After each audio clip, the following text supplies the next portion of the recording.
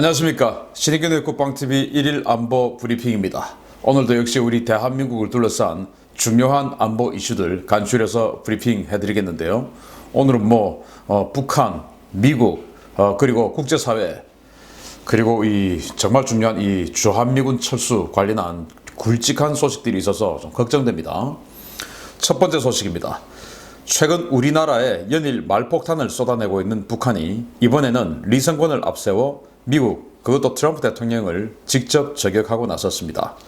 리성권은 12일 조선중앙통신의 미북 정상회담 2주년 담화에 출연해서 두 해 전 한껏 부풀러 올랐던 조미관계 개선에 대한 희망은 오늘날 악화 상승이라는 절망으로 바뀌었고, 조선반도의 평화 번영에 대한 한 가닥 낙관마저 비관적 악몽 속에 사그라져 버렸다라고 주장했습니다. 그는 다시는 아무런 대가도 없이 미국 집권자에게 치적 선전감이라는 보따리를 던져주지 않을 것이라며, 실제 조미 관계가 나아진 것은 없는데 싱가포르에서 악수한 손을 계속 잡고 있을 필요가 있는가 라며 향후 미국과의 대화 의지가 없음을 재확인했습니다. 그는 풍계리 핵실험장 폐기, 미군 6월 송환, 억류 미국인 특사 송환, 핵실험 및 장거리 미사일 발사 중지 조치 등을 북한이 미국에게 베푼 세계적 결단이자 전략적 대용단이라고 주장하며, 특단의 조치들에 번번이 깊은 사의를 표시한 미국이 하위 일방으로서 지난 2년간 대체 무엇을 했냐라며 미국을 비난했습니다. 리성원은 미국의 대조선 정책이 자신들에 대한 장기적 위협이라며 미국이 2년간 주장한 관계 개선은 북한 제도 전복이고 안전담보는 핵 선제 타격이며 신뢰 구축은 북한 고립 압살을 의미하는 것이라고 주장했습니다. 그는 우리 공화국의 변함없는 전략적 목표는 미국의 장기적인 군사적 위협을 관리하기 위한 보다 확실한 힘을 키우는 것이라고 밝혔는데요. 이와 함께 북한이 최근 ICBM과 SLBM 발사 준비를 서두르는 동향이 포착되면서 북한이 이제 본격적인 대미 무력 도발에 나서는 것이 아니냐라는 우려가 커지고 있습니다. 자, 여기 리성권이죠. 냉면 목구멍 발언 했던 바로 그 리성권입니다. 리성권이 이제 조평동 위원장으로서 이런 이야기를 했는데, 사실 2년 전 2018년 6월 10일 우리 정말 선명히 기억합니다.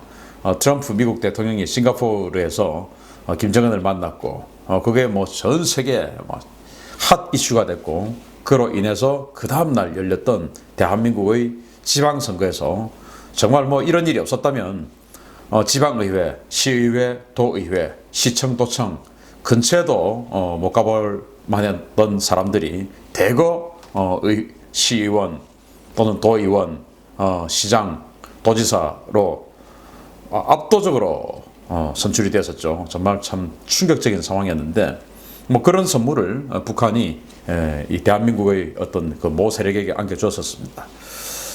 그런 지난날 한 2년 동안 사실은 북한은 그러고 나서 얻는 게 없었죠. 화가 날 만도 하죠. 대한민국의 어떤 특정 세력은 엄청난 선물을 그렇게 받았었고, 그리고 트럼프 대통령은 자신의 그 인지도를 한껏 높이는 사진이라도 많이 찍었고, 김정은도 사진 많이 찍었으니까 인지도는 굉장히 올라갔는데, 문제는 그 이후로 김정은의 살림살이가 나아진 건 전혀 없었죠. 그러니까 화가 날 만은 합니다. 그러나 그 싱가포르 회담을 할 때 분명히 그 합의서에 비핵화라고 되어 있습니다. 한반도 비핵화, 조선반도 비핵화 이렇게 되어 있기 때문에 그 비핵화의 전제하에 모든 것이 풀어진다라는 합의를 김정은이 직접 해놓고 지금에 와서 딴 말을 하는 것은 맞지 않다라고 생각하고, 어쨌든 지금 리성권이가 이런 식으로 북한에 대해서 미국에 대해서 핵 억제력을 더욱더 강력하게 가지겠다라고 선언한 것은 핵무기 절대 포기하지 않고 핵무기 더 많이 만들고, 그리고 이제 지금 여러 지역에서 SLBM, ICBM의 움직이는 동향이 포착되고 있는데, 이런 것들을 발사함으로써 트럼프 대통령에게 지난 2년간 자신들이 속아왔다, 사실 속인 게 아닌데 초지일관했는데 그런 것에 대한 보복을 하겠다. 그래서 트럼프 대통령 너 당선 못되게 하겠다라는 그런 협박을 지금 하고 있는 것이죠. 그 협박에 트럼프 대통령이 굴복을 할지 아니면은 이에는 이, 눈에는 눈으로 나갈지, 저는 이에는 이, 눈에는 눈으로 나갈 것이라고 봅니다. 그러니까 지금 이 서태평양의 항공모함 세척, 그리고 SLBM 발사를 대비해서 음향 추적함, ICBM, SLBM 발사를 대비해서 하워드 로렌젠 탄도탄 추적함 등 모든 자산을 직결해 놓은 거 아니겠습니까? 그래서 부디 정말 리성권의 이런 강력한 멘트처럼 강력한 도발 한번 보여주어서 어떤 일이 발생할지 한번 지켜보도록 하겠습니다. 정말 이제 한반도 다시 한번 경랑의 시대로 들어갈 것 같습니다. 신인균 국방TV에서 계속 알려드리겠습니다. 구독해 주십시오. 두 번째 소식인데요. 정말 납부끄러운 이야기고 빨리 해결됐으면 좋겠습니다. 마음 바꿨으면 좋겠습니다. 자유민주주의 국가인 우리 대한민국이 국제인권단체의 비판과 경고를 받는 상황이 벌어졌습니다. 그것도 인권 문제 때문인데요. 이 정부 들어서 이런 인권 탄압과 억압에 대한 국제사회의 한국 비판의 빈도가 그리고 강도가 점점 높아지고 있습니다. 정부가 대북전단 살포단체를 형사고발하고 법인 설립 허가 취소 등 강경 대응에 나선 것이 국제사회에 알려지면서 국제인권단체와 저명 인사들이 일제히 비판과 경고를 하고 나섰다고 자유아시아방송이 12일 보도했습니다. 세계 각국의 인권 상황을 감시하고 유엔 등 국제기구와 공조해서 인권 문제 해결 활동을 벌이고 있는 국제인권단체인 휴먼 라이츠 워치는 11일 성명을 내고 한국 정부는 대북전단 살포를 전면 규제하는 대신 북한 당국에 주민들이 볼 수 있는 것을 검열하는 행위를 중단하라고 공개적으로 요구하라 라고 촉구했습니다. 휴먼 라이츠 워치는 탈북민들의 전단 살포는 표현의 자유에 해당하는 만큼 이를 존중해야 하고 남북 주민들이 서로 검열 또는 제한 없이 소통할 수 있는 창구를 열어줘야 한다면서 탈북민들의 대북 전단 살포 활동은 무해한 표현의 수단이기 때문에 한국 정부는 이를 인권 존중의 일환으로 보호해야 한다라고 지적했습니다. 미국의 대북 제재 전문가로 초당적으로 활동하며 주요 대북 제재 법안의 초안을 작성해온 조슈아 스탠턴 변호사 역시 의사표현의 자유는 세계 인권선언에 명시된 인류 보편적인 권리로 보장되어야 한다라면서 한국 정부는 이들의 활동을 보장하라 라고 촉구했습니다. 워싱턴에 기반을 두고 활동 중인 북한인권위원회 그렉 스칼라튜 사무총장 역시 전단을 날린 탈북민들이 부당한 조치를 당할 경우에 국제인권단체들이 힘을 모아 대응할 것이라며 한국 정부에 경고 메시지를 날렸습니다. 인권 변호사가 국가 지도자인 나라에서 도대체 이게 무슨 일인지 정말 개탄스럽습니다. 김여정이가 한마디 하고 박상학 자유북한운동연합 대표가 이제 이 전단지 날린 게 아마 이번에 평양으로 제대로 그냥 꼬리는 한 것 같습니다. 그래서 이제 김여정이가 한 멘트 강하게 날리니까 4시간 만에 우리 통일부가 납작 엎드려가지고 이거 뭐 공주마마 아유 저희들 알아서 하겠습니다. 법 만들어서 못하게 하겠습니다. 라고 했더니 그 정도 되면 우리는 진짜 깜짝 놀랄 일이었는데 김여정 그리고 김여정의 졸개들이 일제히 나서서 뭐라고 하냐. 무슨 소리야 지금 박상학이가 6월 25일 날 6.25 전쟁 70주년 기념해서 또 대규모로 날린다고 하는데 그거 못 날리게 해야 될 거 아니냐. 법 만들면 언제 법안 만들어서 아직 국회 상임위도 결정 안 돼 있는데 언제 만들어서 또 야당에서 반대하면은 그것도 패스트 트랙에 태우고 언제 패스트 트랙에 태워서 법안 만들면은 박상학이 날리고 나서 한참 뒤인데 어떡할 거야. 이거 아닙니까? 그래서 빨리 조치해. 라고 뭐 우리 민족끼리 뭐 또 노동신문 사설 또 뭐 각종 권기대회 이런 걸 통해서 마구마구 이제 쏟아내니까 이 또 통일부 완전 납작 엎드려서 그렇네요 맞네요 아유 저희 생각 좀 짧았습니다. 그래서 이제 고발하겠다. 뭐로 고발하냐. 표현의 자유 하니까 그래 전단지 좋다 이거야. 전단지 그건 표현의 자유니까 우리 법으로 보장할 수밖에 없어. 지금은 제재할 수 없어. 그렇지 패스트 트랙 세워서 그것도 안 되게 할 거야. 그렇지만은 지금 박상학 대표 당신네들은 이 전단지 외에 쌀도 보내고 거기에 USB도 담고 이거는 물품 아니냐. 지금 북한에 뭔가 이 재화가 되는 이 물품을 보내려고 하면 달러도 보내고 하니까 그러면은 통일부에 물품 반출 북한으로 반입하는 신고를 해야 되는데 니들 신고 안 하고 했으니까 법을 위반한 거야. 처벌할 거야. 이렇게 나온 거거든요. 정말 기가 차는 거 아니겠습니까? 참 아이디어 어느 통일부 국장 또는 과장 작자가 냈는지 정말 기가 막힌 작자죠. 나중에 정말 좋은 세상 오면 그 아이디어 낸 작자 반드시 찾아내서 공개적으로 이름을 밝혀야 된다고 생각합니다. 아무튼 이런 일련의 행위들로 인해서 휴먼 라이츠 워치 그리고 미국에서 민주당, 공화당 할 것 없이 대북 제재 법안을 만들 때 초안을 만들어 왔던 이 조슈아 스탠턴 변호사 그리고 인권, 북한 인권위원회, 미국 소재 이런 데서 일제히 이 인권 지켜라, 한국 뭐 하는 거냐 라고 한다는 거, 이거 정말 참 대한민국 정말 부끄러운 일입니다. 대한민국 어쩌다가 이렇게 됐습니까? 국민 여러분 정신 바짝 차려야 됩니다. 세 번째 소식입니다. 더 바짝 차려야 될 일이 있습니다.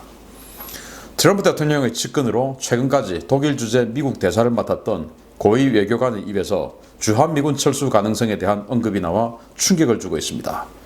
리차드 그리넬 전 독일 주재 미국 대사가 현지 시각 11일 독일 일간지 빌트와의 인터뷰에서 미국 납세자들은 다른 나라의 안보를 위해 많은 돈을 지불하는 것을 반대한다라면서 해외 미군 감축에 대해 오랫동안 많은 논의가 있었다라고 밝혔습니다.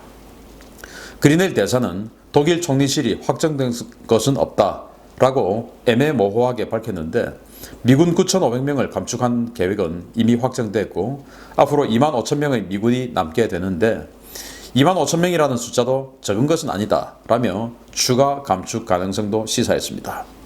그는 미군 재배치 계획의 일환으로 시리아와 아프가니스탄, 한국, 일본에서도 미군 병력 철수가 계획 중이다 라고 밝혔습니다. 실제로 시리아와 아프가니스탄에서는 미군 병력의 대규모 철군이 진행 중이고 트럼프 대통령은 대선이 있는 11월 전까지 아프간에서 모든 병력을 빼겠다고 여러 차례 밝힌 바 있습니다. 그리넬 대사는 미군 철군의 가장 큰 이유로 돈 문제를 들었는데요.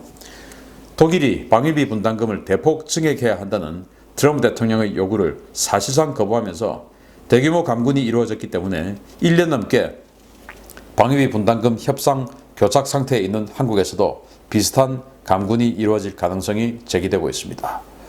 미 의회는 국방수권법을 통해서 오는 9월 30일까지만 2020 회계연도 중에서 주한미군을 감축하지 못하도록 하고 있는데요. 다음 회계연도에 관련 조항이 아직 반영되지 못할 경우에 트럼프 대통령이 대통령 직권으로 10월 중에 주한미군에 대한 대규모 감축 지시를 내릴 가능성도 있다는 관측이 제기되고 있습니다. 정말 위험한 일입니다. 자, 독일군은 지금 현재 16만 명 정도가 있어요. 원래 현재상은 18만 명인데 한 2만 명 이상을 모병을 못해서 한 16만 명 있습니다. 그런 독일군의 16만 명의 한 20%에 달하는 34,500명 정도의 주독 미군이 주둔을 했으니까 미군이 독일의 안보에 차지하는 비중이 정말 어마어마했죠. 예를 들어서 우리가 지금 50만 명 이상의 병력을 가지고 있는데 우리의 20% 그러니까 한 10만 명 이상이 우리 주한미군에 주둔해 있다. 와, 이거 어마어마한 일이죠. 그러면은 대한민국 걱정할 건 뭐 있겠습니까? 미군 10만 명이 여기 있으면은 예를 들어서 한 4개 전투사단, 그리고 항공부대, 그리고 해군부대 어마어마하게 주둔해 있다. 이야, 걱정할 거 전혀 없죠. 그 정도로 독일은 미국에 완전히 안보를 의지해 왔었습니다. 지금뿐이냐? 아니죠. 냉전시대는 더 했죠. 냉전시대 때는 미군이 34만 명까지 들어갔었어요. 그리고 또 추가로 나토 결성해서 영국군 5만 명 이런 식으로 해서 30만 명의 미군 외 나토군을 또 들여왔어서 60만 명 이상의 나토군이 서독에 주둔해 있었으니까 사실은 서독 땅 짓고 헤엄치기로 경제 발전시켰죠. 우리 1970년대에 30% 국가 예산의 30%에 달하는 국방비를 지출했던 나라입니다. 북한 때문에. 그런데 독일은 이 나토군 들어와서 그냥 다 해줬으니까 일본도 마찬가지죠. 미군 들어와서 안보 다 해결해 줬으니까. 그러니까 일본은 GDP 대비 1% 이하의 국방비만 쓰고도 일본 든든하게 지킬 수 있었던 겁니다. 미군 때문에. 바꿔 말하면 우리도 마찬가지예요. 만약에 주한미군 없었다면 70년대에 국가 예산 30%가 아니라 국가 예산 80%를 국방부에 써도 나라 못 지켰겠죠. 그런 겁니다. 그래서 지금 만약에 미군이 우리를 떠나간다. 그러면은 그 전력을 유지하지 않겠다 그래서 뭐 북한에 대한 안보 위협, 뭐 우리 뭐 생각하지 않겠다라고 하면 뭐 별 거 아니에요. 그렇지만은 이 정도 전력 지수 전체 전력 지수를 유지하면서 북한에 대한 억제력을 만들겠다라고 하면은 미군 4,000명 떠나면요, 우리 한국군 10만 명 만들어야 됩니다. 한국군 10만 명 만들 수 있습니까? 그러면은 복무기간 지금보다 한 1년 정도 늘려야 돼요. 늘릴 수 있습니까? 한 달도 못 늘리죠 지금. 어떻게 하겠습니까? 그럼 10만 명 늘렸을 때 그 비용은 또 어떻게 감당합니까? 그게 바로 미군 주둔의 위력이에요. 그런데 뭐 우리 자주적으로 어쩌고저쩌고 웃기는 소리입니다. 자, 그런데 지금 뭐 이렇게 독일뿐만 아니고 일본 5만 7천 명 주둔하고 있습니다. 그리고 한국 2만 8,500명, 여기에서도 지금 철군 계획을 준비하고 있다. 정말 충격적인 이야기인데 빨리 방위 분담금 협상 마무리하길 바랍니다. 독일 꼴 나지 않길 바랍니다. 후회합니다. 나중에 분명히. 마치겠습니다. 감사합니다.